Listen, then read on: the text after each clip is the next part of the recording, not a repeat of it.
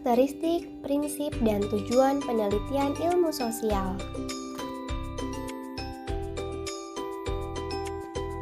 Kelompok 2 dengan anggota yang pertama Jito, yang kedua Elma, yang ketiga Begita, keempat Aisyah, kelima Karisma, keenam Philip, dan yang ketujuh adalah Anita. Ruang lingkup materi. Yang pertama, definisi penelitian ilmu sosial. Kedua, karakteristik penelitian ilmu sosial. Ketiga, prinsip penelitian ilmu sosial. Dan yang terakhir, tujuan penelitian ilmu sosial. Definisi penelitian ilmu sosial. Penelitian ilmu sosial adalah penyelidikan-penyelidikan yang dijalankan untuk memperoleh fakta-fakta atau prinsip-prinsip dengan sabar, hati-hati, dan sistematis yang merumuskan aspek masalah sosial dengan maksud untuk menemukan aspek yang baru, memahami sebab dan interrelasinya, mengkoreksi, mengadakan verifikasi, dan memperluas ilmu pengetahuan sosial. Karakteristik penelitian ilmu sosial. Karakteristik penelitian ilmu sosial menurut Pauledi dalam bukunya Practical Research, yang pertama berawal dari satu pertanyaan atau masalah, yang kedua membutuhkan tujuan yang jelas, yang ketiga membutuhkan rencana yang spesifik, dan yang keempat membagi masalah prinsip menjadi beberapa submasalah. Yang kelima dilakukan berdasarkan masalah, yang keenam mengakui adanya asumsi-asumsi, yang ketujuh membutuhkan data dan interpretasi data, yang kedelapan bersifat siklus. Prinsip penelitian ilmu sosial yaitu terbagi atas 5 jenis, yaitu yang pertama kritis. Bisa melihat suatu fenomena nggak cuma dari permukaannya, tapi juga sampai ke dalam-dalamnya. Yang kedua yaitu analitis. Analitis mendefinisikan suatu fenomena berdasarkan definisi atau pengertian umumnya aja, tapi harus mendefinisikan suatu fenomena sosial berdasarkan suatu ilmu. Yang ketiga yaitu empiris. Suatu fenomena itu tidak direkayasa. Jadi fenomena yang diteliti itu bukan suatu hal yang dibuat-buat atau dimanipulasi. Yang keempat yaitu objektif. Objektif yaitu tidak boleh melibatkan penilaian pribadi. Dan yang terakhir yang kelima yaitu sistematis. Harus tersusun, terencana, dan tidak boleh asal-asal. Tujuan penelitian ilmu sosial dibagi menjadi 3 bagian. Yang pertama, verifikatif atau pengujian. Penelitian sosial dilakukan oleh peneliti untuk mencapai tujuan agar dapat membuktikan kebenaran, sekaligus berfungsi untuk menguji kembali berbagai temuan tentang pengetahuan yang sebelumnya sudah ada. Yang kedua, eksploratif. Untuk mengisi ketika ada kekosongan tentang penelitian sebelumnya, sehingga penelitian dan penemuan terbaru yang akan menjadi referensi dan dapat menambahkan khasanah keilmuan sosiologi. Yang ketiga, pengembangan. Mengembangkan pengetahuan dengan lebih rinci dan dapat memanfaatkan pengetahuan yang telah ada sebelumnya dengan lebih baik dan sempurna.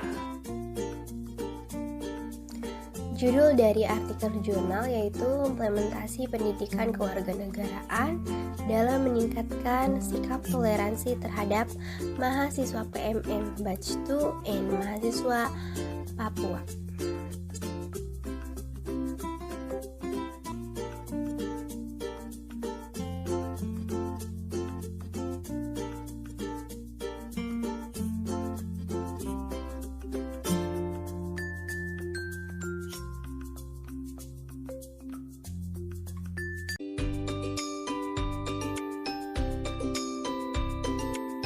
Artikel ini bertujuan untuk mengetahui implementasi sikap toleransi dari mahasiswa Papua dan PMM 2. Mereka merupakan mahasiswa pendatang yang diberikan beasiswa oleh pemerintah.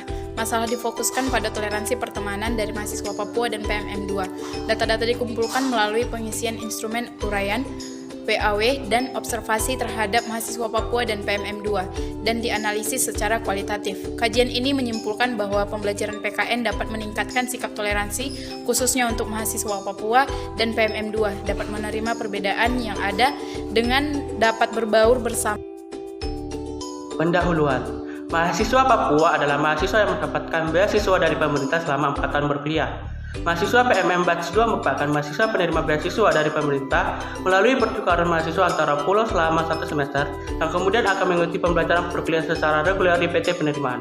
Pembelajaran PPKN di perguruan tinggi memiliki fungsi untuk membantu mahasiswa hak dan kewajibannya sebagai warga negara, membentuk karakter mahasiswa sesuai dengan kebudayaan Indonesia, dan bertujuan untuk generasi bangsa yang cinta tanah air.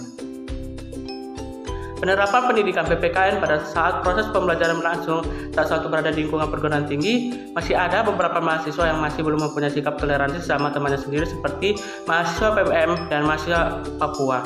Dan rumusan masalah kami ambil yaitu bagaimana implementasi pendidikan kewarganegaraan untuk meningkatkan sikap toleransi mahasiswa Papua dan mahasiswa PMM Batch 2.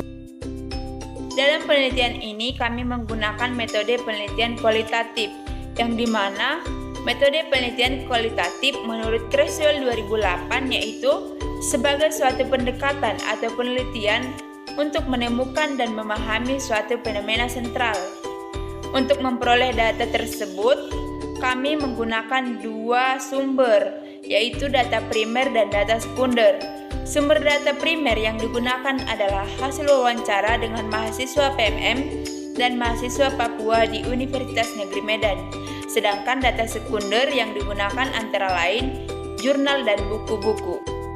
Selanjutnya adalah hasil dan pembahasan. Adapun yang menjadi hasil dan pembahasan pada penelitian kami kali ini yaitu bagi mahasiswa Papua dan PMM 2 menerima adanya perbedaan dan itu merupakan suatu kewajiban. Tidak pernah terjadi konflik antara mahasiswa Papua dan PMM 2 dan memiliki bentuk toleransi yang tinggi serta bentuk dari implementasi PPKN dalam sikap toleransi.